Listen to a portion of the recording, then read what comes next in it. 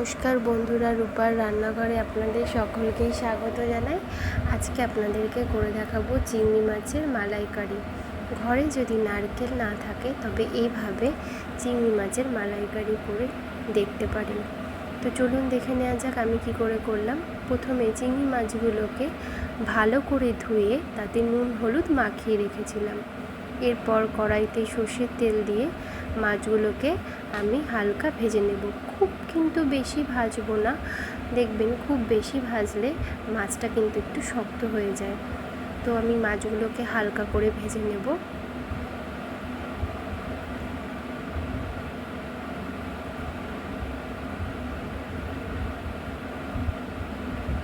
দেখুন মাছগুলো আমার ভাজা হয়ে গেছে। এবার একটা আলাদা পাত্রে তুলে নেব। ওই তেলেই একটা শুকনো লঙ্কা, গোটা গরম মশলা যেমন দারচিনি, এলাচ, লবঙ্গ এগুলো দিয়ে ভেজে নেব।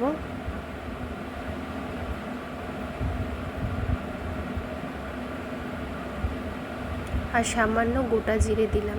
আপনারা চাইলে কিন্তু জিরেটা স্কিপ করতে পারেন। এরপরে একটা মশলা আমি রেডি করেছিলাম আগে থেকে।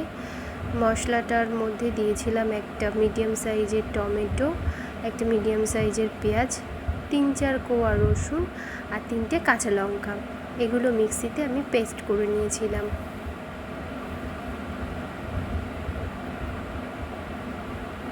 এরপর দিয়ে দিলাম আদা জিরে বাটা। সব মশলাগুলোই আমি খুব ভালো করে ভেজে নেব যাতে মশলার কাঁচা গন্ধটা না থাকে। এরপর দিয়ে দিচ্ছি পরিমাণ মতন লবণ, পরিমাণ মতন হলুদ গুঁড়ো,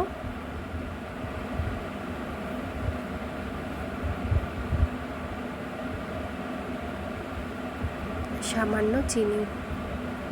এখানে আপনারা নিজেদের স্বাদ অনুযায়ী কিন্তু লবণ, মিষ্টি আর ঝালটা দেবেন।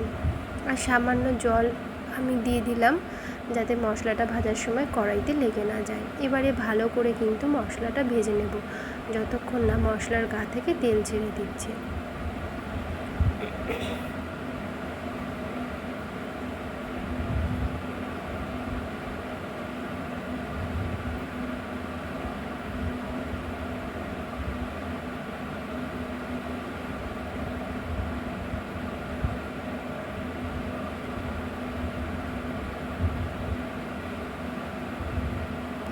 মশলাটা প্রায় ভাজা হয়ে গেছে আমার।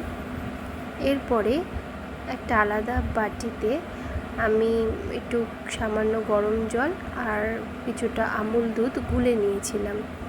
মশলাটা ভাজা হয়ে গেলে এবারে সেটাকে দিয়ে দেব।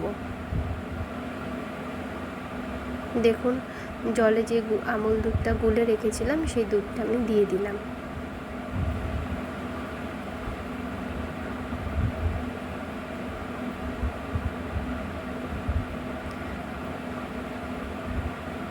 এরপরে ভেজে রাখা চিংড়ি মাছগুলোকে এর মধ্যে দিয়ে দেবো।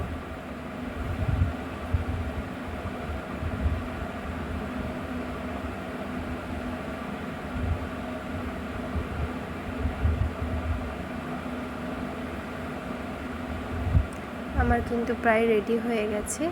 নামানোর আগে আপনারা নুন মিষ্টিটা একটু চেক করে নেবেন।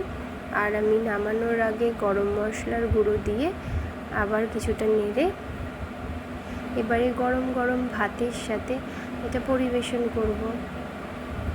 বন্ধুরা আপনারাও কিন্তু বাড়িতে এরকমভাবে করতে পারেন। আপনারাও কিন্তু এটা করে দেখবেন আর অবশ্যই আমাকে কমেন্ট বক্সে জানাবেন। আমার এই ভিডিওটা যদি আপনাদের ভালো লেগে থাকে অবশ্যই আমার চ্যানেলটিকে সাবস্ক্রাইব করে দেওয়ার অনুরোধ রইল। সবাই ভালো থাকবেন, সুস্থ থাকবেন। নমস্কার।